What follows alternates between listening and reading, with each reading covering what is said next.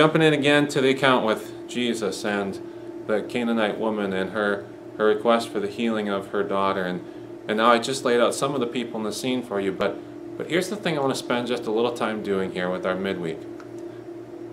Who else was in the scene? We didn't spend much time with them.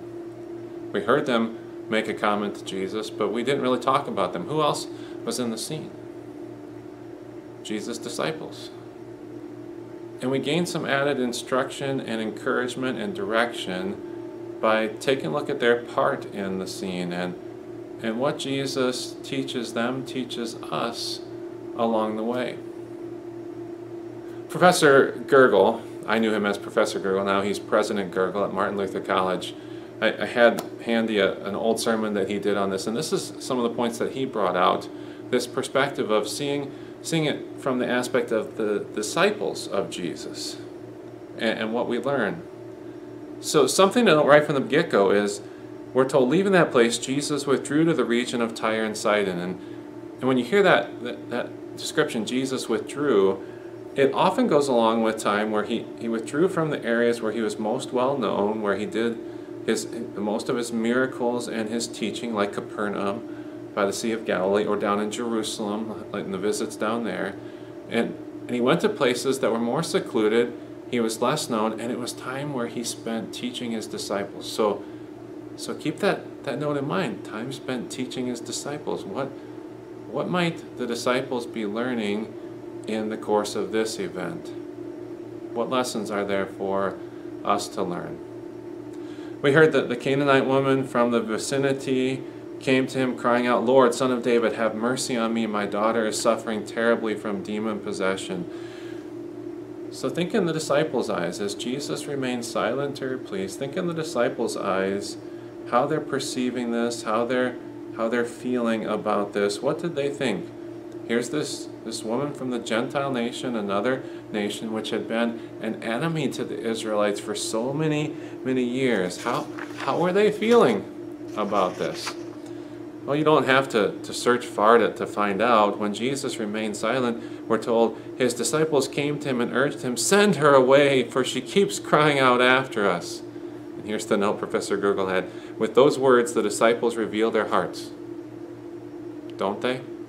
There doesn't seem to be a shred of compassion for her among them.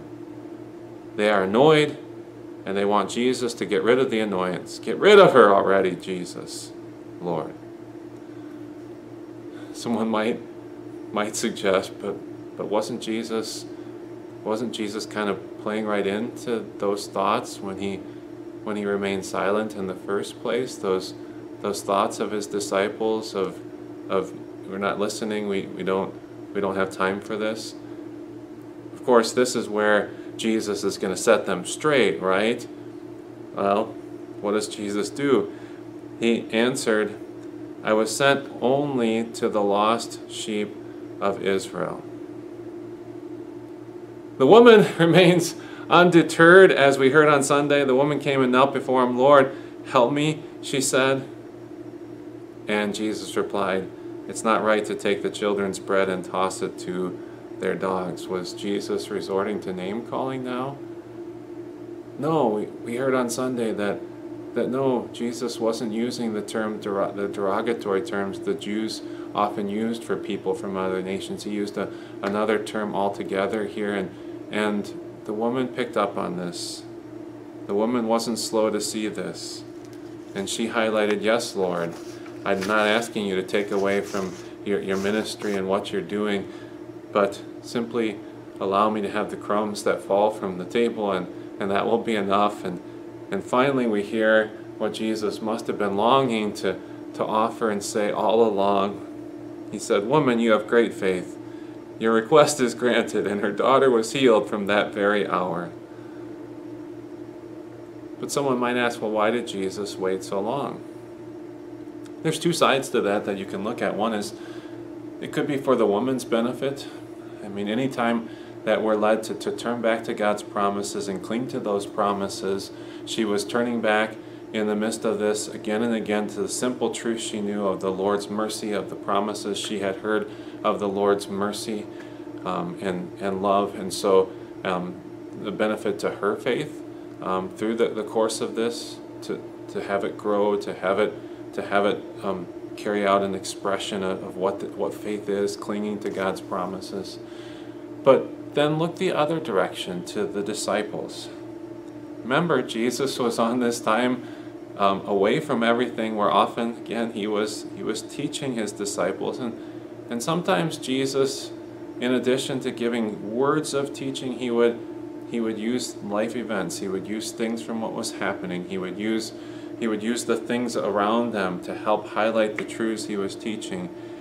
And you wonder if he wasn't using this event to teach Jesus' disciples, and we certainly learn along the way from what takes place. Here's this woman hungrily eating up the crumbs of Jesus' mercy, and as the disciples see this, again, I'm going to read the note. Did it dawn on the disciples that the ones in the gravest danger of throwing away God's gifts so mercifully given are the children seated at the table, who forget that their place there at God's table is one of pure grace as well?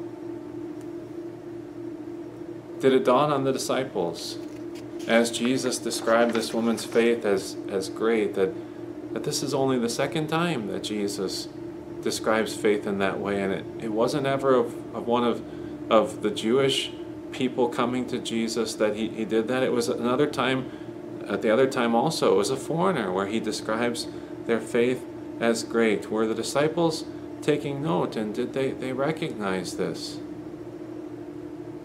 Are we taking note, and are we recognizing this? Let me read again. Well, how long in your life have you sat at the table, set richly with the mercy of God all around you? How long have I? Could we, like so many of the Jews of Jesus' day, lose sight that we could be tempted to push the bread off our table and onto the floor, to take for granted this feast of God's goodness and God's mercy and God's love set before us, all by grace, all undeserved, to take it for granted what we have. So, Jesus brought us along on this teaching journey today to remind us he doesn't play favorites. Everyone, by nature, has the same sinful heart. He has determined to give his salvation away free to sinners, because that's all there is in this world. And he wants nothing more than that you and I take the richness of his mercy set before us and eat it up and consume it, rather than tossing it to the floor.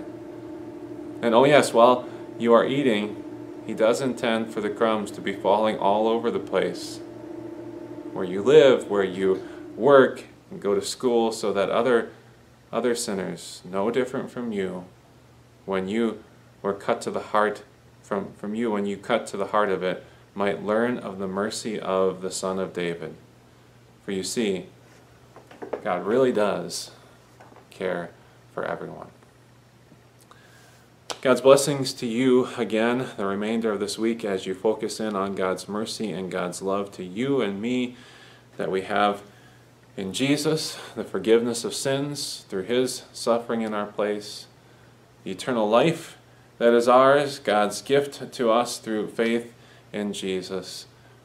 And may God bless you to share that message in your home, to hold on to it and cling to it in faith like the Canaanite woman, to share it, to let the news of it fall everywhere where you are in life.